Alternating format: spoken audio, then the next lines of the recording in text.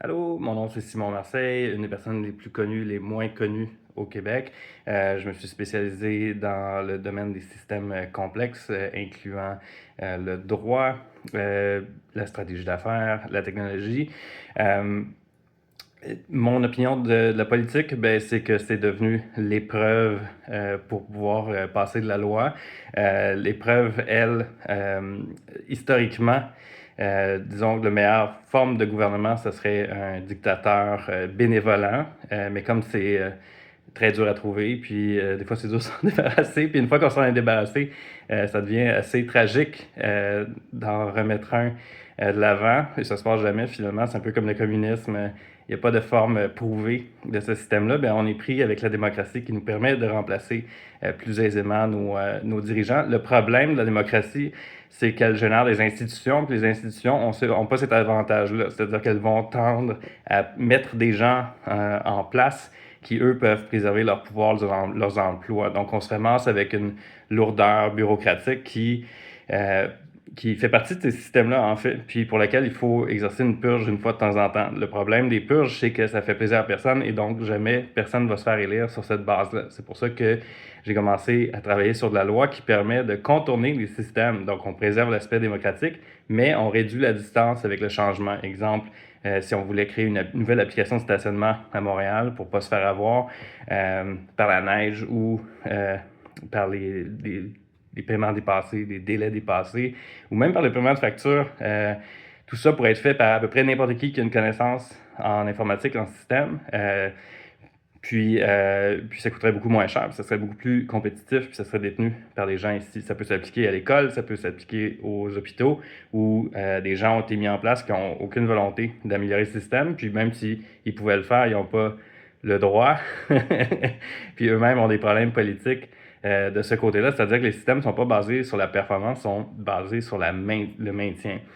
Puis revenir à la performance, mais c'est revenir vers des gens de terrain. Puis c'est pour ça que la loi que je développe depuis quelques années permet justement à ces acteurs de terrain-là, enseignants, soignants, de se doter eux-mêmes de la possibilité de changer les choses, de faire avancer leur système, leurs soins, l'éducation ou tous les services publics finalement qui n'ont pas besoin d'institutions au sens humain. Ils ont besoin d'institutions au sens légal. On doit s'assurer que les choses sont faites dans l'ordre avec une certaine justice, puis que la démocratie gagne à travers tout ça. Mais la plus grosse épreuve de la démocratie en ce moment, c'est que c'est tellement long et difficile de changer quelque chose que plus personne n'est intéressé à faire avancer la société. Il reste juste une forme d'entrepreneur qui est liée au capital, mais la plupart du capital dans un État comme celui du Québec est détenu par l'appareil gouvernemental qui est monolithique, puis qui agit aussi comme un monopole.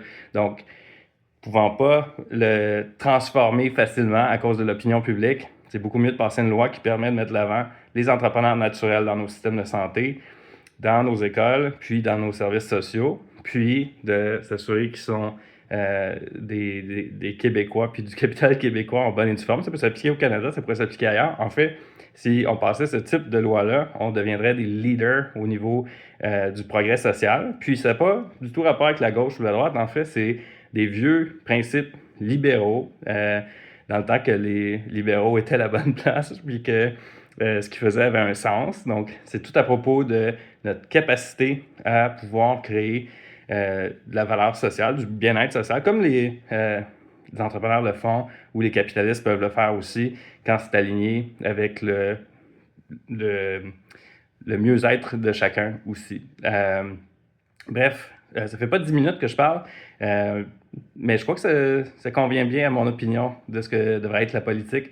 C'est une place détestable où se faire connaître doit passer par l'image puis l'opinion publique, mais dont le résultat devrait être l'écriture de la loi. Puis l'écriture de la loi ne devrait pas déranger nos fonctionnaires en place parce qu'ils sont dans un code majoritaire par rapport à l'opinion publique. À la place, il doit donner du pouvoir à ceux qui veulent faire avancer nos services sociaux, incluant nos entreprises sociales, et qui bénéficient au produit intérieur brut, bref, à la création de valeur, et qui est en adéquation autant avec les gens les plus démunis que les gens fortunés. Et voilà, je vous remercie, je vous souhaite une belle journée. Bye bye.